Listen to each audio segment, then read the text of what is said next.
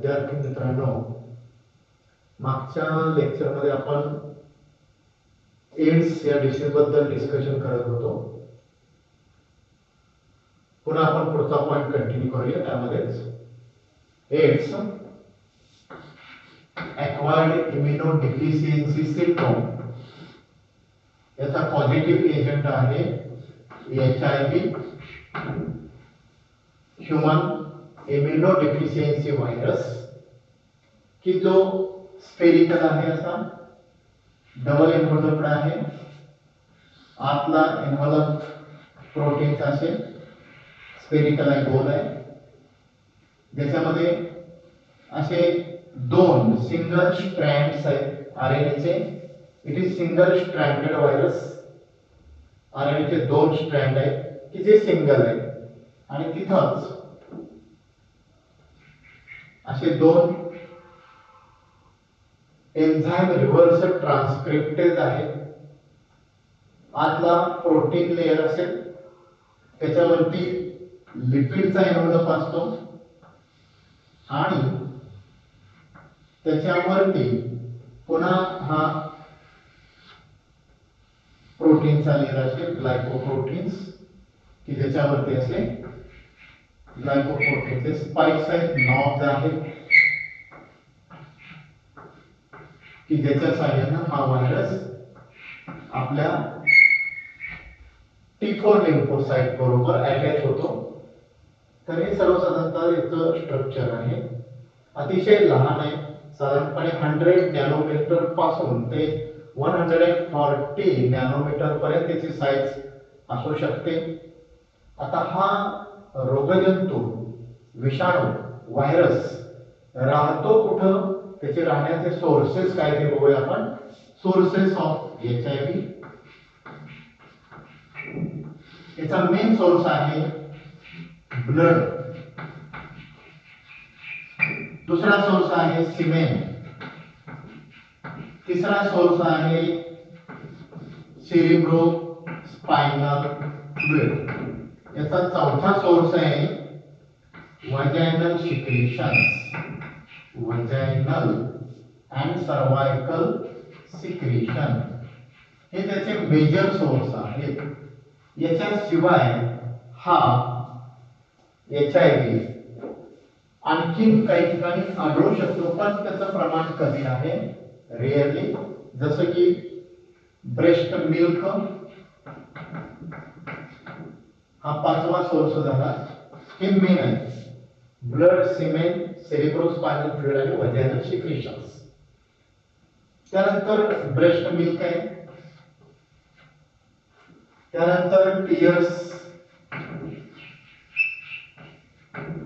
अश्रू, त्याच्यानंतर saliva to some extent, काही प्रमाणात सलाइवामध्ये पण याचे जंतू राहू शकतात. आणि शेवटचा सोर्स आहे म्हणजे तो युरिन. युरिन मध्ये सुद्धा हा राहू शकतो, पण अत्यंत रेअरली, अतिशय कमीत कमी प्रमाणात तो युरिन मध्ये आढळू शकतो. पण हे मुख्य सोर्स आहेत रक्तामध्ये. त्याचबरोबर जे पुरुषाचं वीर्य आहे, सिमेन, सेरिब्रोस्पाइनल फ्लुइड आहे आणि वजाइनल सिक्रेशन, हे चार मुख्य सोर्स आहेत. ओके, या ठिकाणी तो राहू शकतो. आता HIV तो ट्रान्समिट होण्याची कारण कोणती आहेत आपण बघूया. म्हणजे एखाद्या व्यक्तीमध्ये जर HIV चा रोगजंतू असेल तर ज्याच्यामध्ये तो नाही त्याच्याकडे कसा जाऊ शकेल, म्हणजे कारण काय आहे HIV चा प्रसार होण्याची किंवा एड्स होण्याची कारण बघूया आपण. कॉजेस ऑफ एड्स, सोर्सेस बघितले, म्हणजे कुठे कुठे राहतो ते बघितलं आपण. आता त्याची कारण बघूया. Causes of AIDS, causes of HIV transmission. पहिलं कारण आहे अनसेफ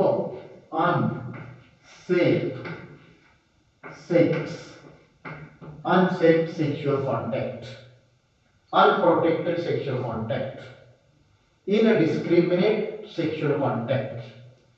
दूसरा आहे infected blood transfusion, infected blood transfusion.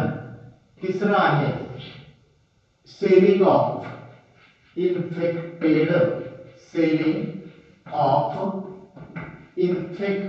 needles and syringes. Infected needles and syringes. हे तिसरं कारण आहे.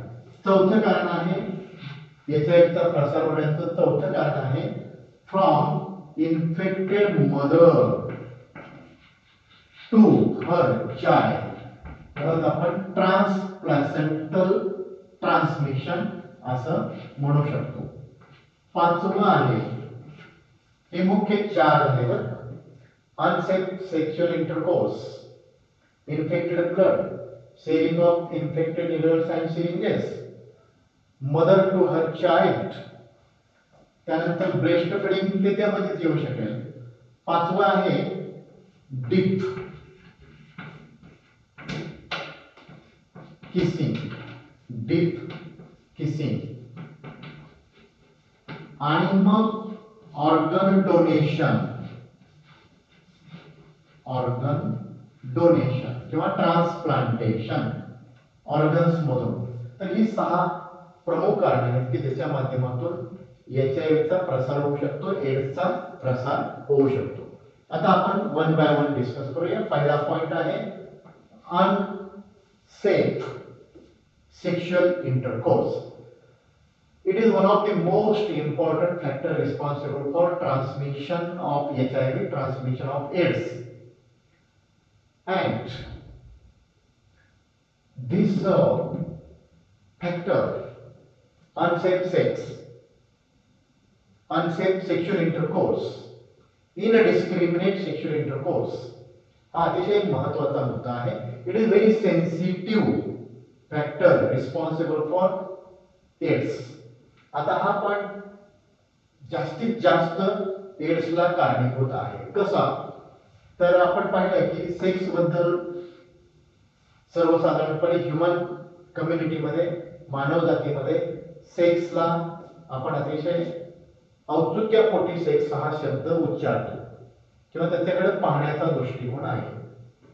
and it is an essential factor in each and every human being. प्रत्येक सजीवांमध्ये तसंच माणसामध्ये सुद्धा प्रत्येक मानवामध्ये सेक्स हा औत्सुक्याचा विषय राहिलेला आहे. त्याच्या आयुष्यामध्ये कधी ना कधीतरी सेक्शुअल कॉन्टॅक्ट, सेक्शुअल इंटरकोर्स हा येत असतो, येणार असतो. अर्थात मग तो कुठल्याही प्रकारचा असेल. काही वेळेला तो ओरल सेक्स असेल, काही वेळेला एनल सेक्स असेल, आणि मेजॉरिटी केसेस मध्ये वजायनल सेक्स असू शकतो. त्यानंतर पुन्हा सेक्सचा दुसरा प्रकार आपल्याला सांगता येईल. आपल्या कम्युनिटीमध्ये विवाह पूर्व आणि विवाह बाह्य संबंध वर्ग आहेत तसे आपल्या संस्कृतीनुसार. पण समजा विवाह पूर्व आणि विवाह बाह्य संबंध आले तर त्याचे चान्सेस जास्त आहेत. तर वैवाहिक जीवनामध्ये तर सेक्स होणारच आहे, अधिकृतपणे होणार आहे. पण विवाह बाह्य संबंध सुद्धा काही जणांचे, काही जणींचे असू शकतात आणि त्याच्या माध्यमातून या एड्सचा प्रसार फार मोठ्या प्रमाणात होऊ शकतो. हा प्रश्न भेडसावतो प्रामुख्यानं वेश्यावस्तीमध्ये. जे कमर्शियल सेक्स वर्कर्स आहेत त्यांच्याकडून एड्सचा प्रसार होण्याची शक्यता जास्त आहे. पण पुन्हा प्रश्न निर्माण होतो की त्या वेश्यांमध्ये एड्सची लागण कशी झाली असेल, म्हणजे कुणाकडून तर आली असेल ना. कमर्शियल सेक्स वर्कर्स आहेत म्हणजे त्यांचा तो व्यवसाय आहे आणि त्यांच्याकडे मग कुठला तरी पुरुष जाणार. समजा तो पुरुष एचआयव्ही बाधित असेल तर त्या स्त्रीला एड्सची बाधा होणार आहे. त्या स्त्रीला एड्सची बाधा झाली की दुसरा पुरुष तिच्याकडे पुन्हा कस्टमर म्हणून येणार आहे. त्या दुसऱ्या पुरुषाला तिच्याकडून लागण होणार आहे. समजा तो पुरुष जर विवाहित असेल तर त्या स्त्रीकडून गेल्यानंतर तो घरी जाणार आहे, त्याच्या पत्नीला होणार आहे. जर समजा दुर्दैवाने त्याच्या पत्नीचे विवाह बाह्य संबंध असतील तर पुन्हा ते आणखी दुसऱ्या कोणाला होणार आहे, त्याच्याकडून त्याच्या पत्नीला होणार आहे. म्हणजे ही लिंक अतिशय फास्ट वाढू शकते आणि म्हणून हा अतिशय धोकादायक फॅक्टर आहे की त्याच्या माध्यमातून एड्सचा प्रसार होऊ शकतो. म्हणून हा 1 नंबरला लिहिलेला आहे अनसेफ.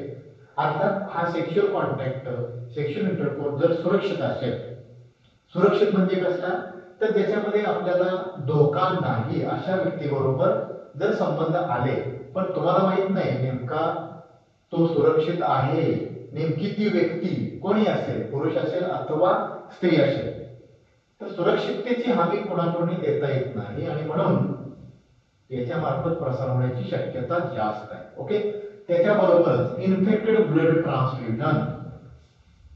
दुसरा प्रश्न आहे, दुसरा फॅक्टर आहे की जो एड्सच्या प्रसाराला कारणीभूत होतो तो म्हणजे इन्फेक्टेड ब्लड ट्रान्सफ्युजन. दूषित रक्ताचा वापर केल्यामुळं बऱ्याच वेळेला ऍक्सिडेंटल केसेस असतील किंवा मेजर सर्जरी असेल, अशा केसेसमध्ये आपल्याला रक्त घेणं गरजेचं पडतं आणि ते कुणाकडून तरी घेतलेलं असतं, ब्लड बँकेमध्ये स्टोअर केलेलं असतं आणि तिथून ते आपल्याकडे येतं. दुर्दैवानं ब्लड बँकेमध्ये जे स्टोअर केलेलं ब्लड आहे ते जर दूषित असेल तर निश्चितपणे हेल्दी पर्सनला एड्सची बाधा होऊ शकते. ओके, त्यानंतर तिसरा आहे selling of infected needles and syringes. Needles दूषित सुई अथवा सुईच्या पाठीमागे जी सिरिंज म्हणजे पंपासारखी असते, तो दाबला की त्या निडल मधून आपल्याला इंजेक्शन्स किंवा कुठलेही मेडिसिन आपल्या शरीरामध्ये इंजेक्ट करता येऊ शकतं. तर हे जर शेअर केलं असेल, म्हणजे समजा एखादी व्यक्ती HIV बाधित आहे, त्याला इंजेक्शन केलं आणि तीच सुई जर दुसऱ्याला टोचली तर याच्या मार्फत सुद्धा नुसती सुई नव्हे, सुई बदलली मात्र सिरिंज तीच ठेवली तरी सुद्धा याच्या मार्फत म्हणजे सिरिंज एकमेकांमध्ये वापरल्यामुळं, दोघात तिघात एकच सिरिंज एकच निडल वापरल्यामुळं HIV ची बाधा होऊ शकते, एड्सचा प्रसार होऊ शकतो. आणि बेसिकली हा प्रश्न जे ड्रग ॲडिक्टेड पर्सन असतात, जे ड्रगचा वापर करतात, त्याच्या आहारी गेलेले आहेत, त्याच्यामध्ये साधारणपणे एकतर त्यांच्याकडं त्यांची परिस्थिती तशी नसते की प्रत्येकाने स्वतंत्रपणे वापर करावा सुईचा, आणि त्याच्याबद्दल त्यांच्यामध्ये जागरूकता पण नसते, अवेअरनेस पण नसेल आणि त्याच्यामुळे तसं घडतं. जे ड्रग ॲडिक्टेड आहेत, तुम्ही कदाचित पाहिलं असेल अथवा नसेल तर एकाच ठिकाणी ओळी बसलेले असतात आणि मग एकानं जी सुई टोचलेली आहे ती दुसऱ्याला टोचली जाते, ते तिसऱ्याला टोचली जाते, त्यांच्या ग्रुपमध्ये सगळ्यांना त्याचं सेलिंग होतं आणि मग त्या व्यक्तीमध्ये एखादी व्यक्ती जर HIV बाधित असेल तर निश्चितपणे दुसऱ्याकडे त्याचं ट्रान्समिशन होणार आहे. म्हणून हा तिसरा फॅक्टर बघा, तिसरं कारण आहे एड्स प्रसार होण्याचं. पहिलं असुरक्षित लैंगिक संबंध, अनसेफ सेक्शुअल कॉन्टॅक्ट. दुसरं दूषित रक्त घेणं. तिसरं सुई किंवा त्याच्या पाठीमागची जी सिरिंज आहे ही सेलिंग करणं, अनेकांमध्ये एकच वापरणं. चौथा आहे from infected or carrier, we can say carrier, infected mother to her child. एखादी स्त्री HIV बाधित असेल आणि ती जर प्रेग्नंट असेल तर तिच्या बाळामध्ये, तिच्या अपत्यामध्ये एड्सचं ट्रान्समिशन होण्याची शक्यता आहे. अर्थात ही शक्यता 100% नाही, साधारणपणे 30% चान्सेस आहेत आईकडून मुलामध्ये उतरण्याची. किंवा मग समजा एखादी आई आहे, डिलिव्हरी झाली, तिच्या दुधामधून समजा डिलिव्हरी होईपर्यंत ट्रान्समिशन नाही झालेलं आहे, डिलिव्हरी झाल्यावर सुद्धा ट्रान्समिशन होऊ शकते जर ती स्त्री HIV बाधित असेल आणि डिलिव्हरी नंतर तिच्या दुधामार्फत सुद्धा तिच्या बाळामध्ये HIVचं ट्रान्समिशन होऊ शकतं. त्यानंतर हा पॉइंट तसा निश्चितपणे रिस्की जास्त नाही, पण रिस्क नाही असं पण म्हणता येत नाही. Deep kissing. आता याच्यामध्ये बघायचं, मी तुम्हाला सांगितलं की लाळीमध्ये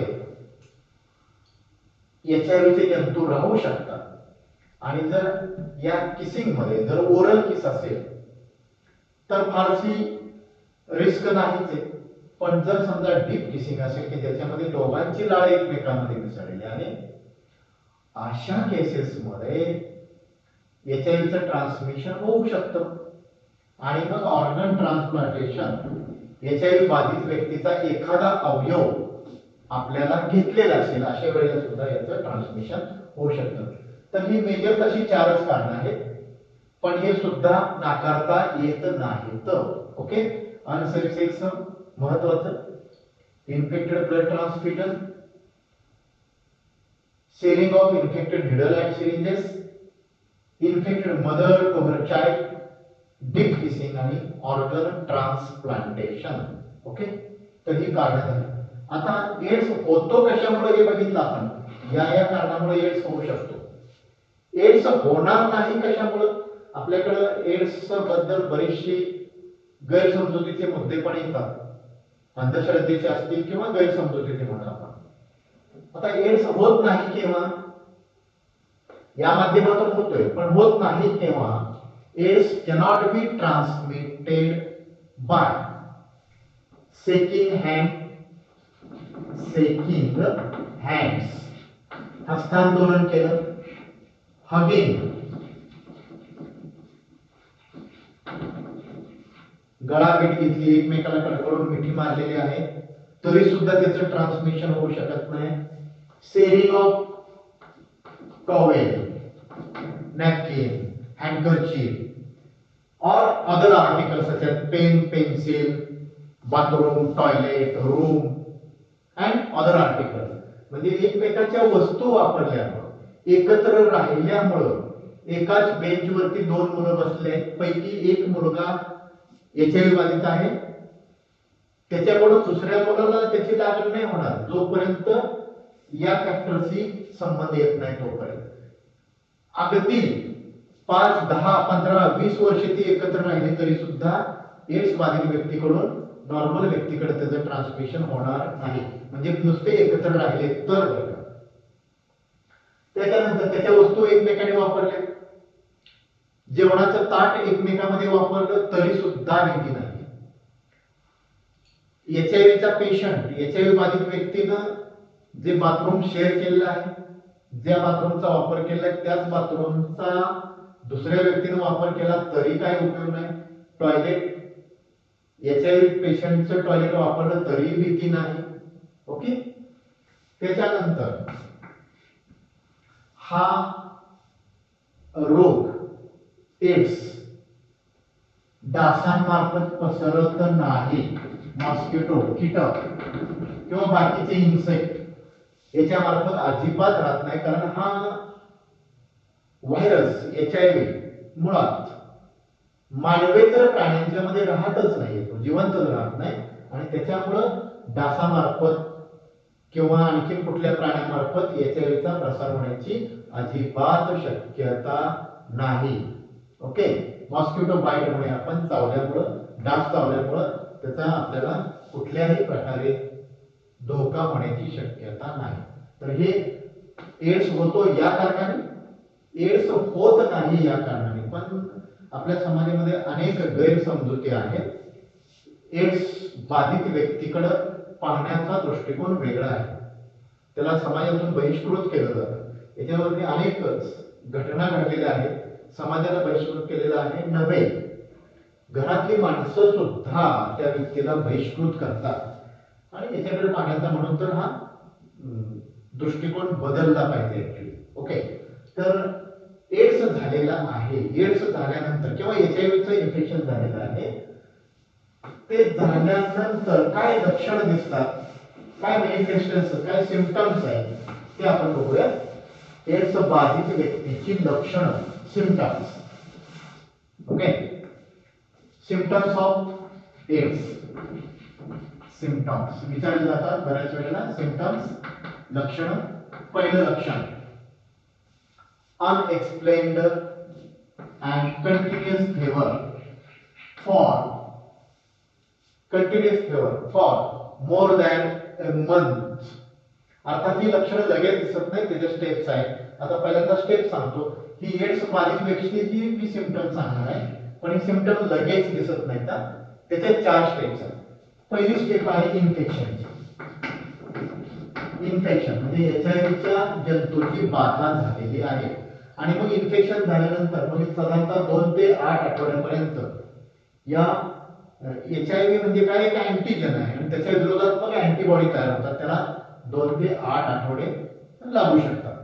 म्हणजे ही पहिली स्टेज. इथं तुम्हाला कुठल्याही प्रकारची लक्षणं दिसणार नाही, फक्त HIV आत गेलेला आहे, कदाचित त्या व्यक्तीला अजिबात त्याची जाणीव सुद्धा होणार नाही आणि होत पण नाही. हा कालावधी एवढा आहे. दुसरं asymptomatic symptoms. Asymptomatic symptoms. HIV चे जंतू, HIV चा व्हायरस, HIV हा व्हायरस त्या व्यक्तीच्या शरीरामध्ये तर गेलेला आहे, परंतु त्या व्यक्तीमध्ये कुठल्याही प्रकारची लक्षणं सध्या तरी दिसत नाही आणि हा कालावधी फार मोठा आहे, कारण हा रोगजंतू लेटंट फेज मध्ये खूप दिवस राहू शकतो. लेटंट फेज किंवा त्याला विंडो पिरियड असं म्हटलेलं आहे. लेटंट फेज, विंडो पिरियड. तर याचा विंडो पिरियड किंवा लेटंट फेज आहे 6 महिन्यापासून 6 months to 10 years. फार मोठा कालावधी आहे.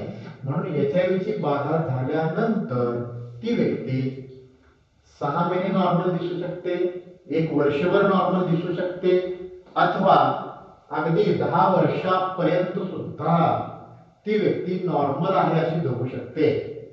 कारण एवढ्या पिरियड मध्ये हा रोगजंतू लेटंट फेज मध्ये किंवा त्याला आपण म्हणतोय की विंडो पिरियड मध्ये राहू शकतो. तिसरी स्टेज आहे ARC complex, AIDS related complex, ARC, AIDS related complex. इथं मात्र काही लक्षणं दिसतात, एड्सशी संबंधित काही लक्षणं दिसायला लागतात, जसं की आता सांगितलं फिवर आहे किंवा डायरिया आहे, ही लक्षणं दिसायला लागतात. आणि चौथी स्टेप आहे की त्याला म्हणायचं एड्स. इथं मात्र अनेक लक्षणं, अनेक रोगाची एकत्रित लक्षणं दिसतात. त्यापैकी पहिलं unexplained fever, continuous fever and it lasts for more than a month. म्हणजे एड्स एकदा झाला की त्या व्यक्तीला सतत अंगामध्ये ताप राहतो आणि तो ताप महिना उतरत नाही. Continuous fever for more than a month. दुसरं अतिशय महत्त्वाचं लक्षण आहे कंटिन्युअस डायरिया. डायरिया, अतिसार, शरीरामधून क्षार, पाणी सगळं कंटिन्युअसली शरीराच्या बाहेर टाकलं जातं आणि त्यामुळे ती व्यक्ती पुढे मग त्याचे आणखी लक्षण दिसायला लागतात. कंटिन्युअस डायरिया, सतत डायरिया. त्यानंतर unexplained loss in body weight, loss in body weight, वजनामध्ये घट होते. एड्स एकदा झाला रे झाला. अर्थात असं काही नाही, मी इथं म्हटलं की 6 महिन्यापासून 10 वर्षापर्यंत हा कालावधी असू शकतो, पण काही काही व्यक्तीमध्ये इन्फेक्शन झाल्यापासून अगदी 5-6 महिन्यामध्ये ती व्यक्ती दगावू शकते, 4 महिन्यामध्ये सुद्धा दगावू शकते, असं काही नाही. पण काही व्यक्ती मात्र 6 महिन्यापासून 10 वर्षापर्यंत त्या रोगजंतूला शरीरामध्ये घेऊन जगत असतात. ओके, पुढचा पाठ बघूया आपण. काय म्हणते की सिम्पटम्स. पहिलं लक्षण सांगितलं सतत ताप, दुसरं सतत अतिसार डायरिया, तिसरं लॉस इन बॉडी वेट, वजनामध्ये प्रचंड घट. साधारणपणे बॉडी वेट एक 2-4 महिन्यामध्ये किंवा काय काय व्यक्तीमध्ये महिन्यामध्ये सुद्धा अगदी 10% बॉडी वेट कमी होतं. वजनामध्ये 10% भर झपाट्यानं घट होते, वाढ नाही घट होते. Body weight is reduced. Okay, त्यानंतर पुढचं लक्षण आहे कॅपोसिस किंवा डर्मॅटिस. अगोदर डर्मॅटिटिस, त्वचा रोग, डर्मॅटिटिस, त्वचेचे वेगवेगळे रोग दिसायला लागतात. त्यानंतर पुढचं लक्षण आहे fungal infection in mouth, fungal infection in mouth. तोंडामध्ये फंगसची वाढ व्हायला लागते. फंगल इन्फेक्शन किती झाले बघा, 5 लक्षण दिसले. ताप आहे, सतत डायरिया आहे, वजनामध्ये घट होते आहे, त्वचा रोग आहे, आणि फंगल इन्फेक्शन आहे, तोंडामध्ये फंगल इन्फेक्शन आहे. त्यानंतर पुढचं लक्षण आहे नाईट स्वेट. 6वं लक्षण आहे नाईट स्वेट. नाईट स्वेट म्हणजे आपल्याला माहिती आहे साधारणपणे रात्रीच्या वेळेला टेम्परेचर कमी असतं आणि टेम्परेचर कमी असून सुद्धा त्या व्यक्तीमध्ये खूप घाम येतो, प्रचंड घाम येतो, त्याला नाईट स्वेट असं म्हटलंय. त्यानंतर 7वं लक्षण आहे रिकरन्स ऑफ हर्पिस इन्फेक्शन किंवा रिपीटेड म्हणूया आपण, सोपा शब्द repeated herpes infection. Repeated herpes infection म्हणजे हर्पिस ऐकलंय, हर्पिस म्हणजे नागिन नावाचा आजार. तर सर्वसाधारण नागिन हा आजार कोणालाही होऊ शकतो, मात्र इथं कसं आहे की रिपीटेशन होते. आज नागिन हा आजार झालेला कळलेला आहे, औषध उपचार घेतलेले आहे, महिन्याभरात तो आजार बरा झालेला आहे. मात्र पुढच्या आठवड्यामध्ये 1 महिन्यानंतर 1 महिना आणि पुन्हा 1 आठवडा झाला की पुन्हा हर्पिसची लागण झाली आहे, त्याचे इन्फेक्शन झालेलं आहे, पुन्हा बरा झाला, पुन्हा लागण झाले. हर्पिसचं वैशिष्ट्य असं आहे, हर्पिस कोणालाही होऊ शकतो, नागिन हा आजार कोणाला पण होऊ शकतो. मात्र एकदा तो आजार झाला, जर समजा ती व्यक्ती HIV बाधित नसेल आणि हर्पिस इन्फेक्शन झालेलं आहे, तर पुन्हा त्याच्या आयुष्यामध्ये त्याला कधी नागिन आजार होत नाही. जर HIV बाधित व्यक्तीने एड्स त्या व्यक्तीला नसेल तर बरं का, म्हणजे एड्स नसताना सुद्धा नागिन होऊ शकेल. मात्र एकदा बरी झाल्यानंतर तो आजार पुन्हा डोकंवर काढणार नाही अजिबात, कारण त्याच्या अँटीबॉडी शरीरामध्ये असतात. पण इथं तसं नाही, एड्स झाला की वरचेवर सारखा या हर्पिसचा त्रास सुरू होतो. त्यानंतर पुढचं एक लक्षण आहे सिम्पटम कॅपोसिस सॅर्कोमा. कॅपोसिस सॅर्कोमा म्हणजे एक त्वचेचा कॅन्सर आहे, कॅपोसिस सॅर्कोमा. त्यानंतर पुढचं लक्षण आहे टीबी, त्यानंतर निमोनिया, असे संधी साधू आजार त्या व्यक्तीमध्ये दिसायला लागतात. म्हणजे ही सगळी लक्षणं आहेत, एकाच वेळेला अनेक रोग आहेत. टीबीचं लक्षण आहे, निमोनियाचं लक्षण आहे, तापाचं लक्षण आहे, वजन बरोबर कमी व्हायला लागलेलं आहे, खोकला कंटिन्यूस आहे, अतिसार आहे, त्यानंतर तोंडामध्ये फंगस इन्फेक्शन आहे, त्वचेचे वेगवेगळे आजार आहेत, नागिन आहे. म्हणजे ही अनेक रोगांची लक्षणे एकत्रित आहेत आणि म्हणूनच त्याला आपण म्हटलं आहे एड्स. आणि हा कशामुळे झालाय? प्रतिकार शक्ती कमी झाली आहे त्याची. आता प्रतिकार शक्ती आपल्याला कोण प्रदान करतं आपल्याला माहिती आहे, आपण या चॅप्टर मध्ये सुरुवातीला पाहिलंय. आपल्याला इम्युनिटी प्रोव्हाइड करणाऱ्या सेल कोणत्या? लिम्फोसाइट, विशेषतः T4 लिम्फोसाइट हे आपल्याला इम्युनिटी प्रोव्हाइड करतात. आणि हा HIV नावाचा व्हायरस नेमकं आपल्या T4 लिम्फोसाइट कमी करतो. T4 लिम्फोसाइट कमी झाल्या की आपली रेजिस्टन्स पॉवर कमी झाली, आणि रेजिस्टन्स पॉवर कमी झाली की कुठलाही रोगजंतू सहजासहजी आत राहू शकतो आणि मग त्या व्यक्तीला अनेक रोगांची लक्षणं एकत्रितपणे दिसू शकतात. आणि म्हणून त्याला म्हटलेलं आहे ॲक्वायर्ड इम्युनोडिफिशियन्सी सिंड्रोम, रोग प्रतिकारक शक्तीच्या अभावी अनेक रोगांची एकत्रित लक्षणं म्हणजे एड्स. तसं तो एड्स हा काय विशिष्ट एकमेव आजार नव्हे, अनेक रोगांचा समूह आहे. ओके, तर ही झाली त्याची लक्षण. आता एड्स झालाय की नाही कसं ओळखायचं, तर त्याच्यासाठी काही टेस्ट आहे, विशेषतः 2 टेस्ट आहेत. ओके, पहिल्या टेस्टचं नाव आहे एलायझा, ELISA, एलायझा टेस्ट. आणि दुसरी आहे वेस्टर्न ब्लॉट. या 2 टेस्ट आहेत. एलायझा टेस्ट ही सुरुवातीची टेस्ट आहे आणि ही टेस्ट पॉझिटिव्ह आली की कन्फर्मेटिव्ह टेस्ट निश्चित करण्यासाठी वेस्टर्न ब्लॉट टेस्ट आहे की ही याच्यापेक्षा महागडी आहे. या 2 टेस्टच्या साहाय्याने आपल्याला एड्सचं निदान करता येऊ शकतं. ओके, ठीक आहे. आता एड्स आपल्याला होऊ नये म्हणून काय काळजी करायची त्याला म्हणतो आपण प्रिव्हेन्शन किंवा preventive measures. Preventive measures. Okay. तर प्रिव्हेंटिव्ह मेजर्स आपण आता बघूया पुढच्या लेक्चर मध्ये. म्हणजे एड्स होऊ नये म्हणून काय दक्षता घ्यायची किंवा तो टाळता येऊ शकतो का, आणि त्याच्यानंतर शेवटचा पॉइंट असेल एड्स बरा कसा करायचा. ओके. इथं आपण थांबूया. ठीक.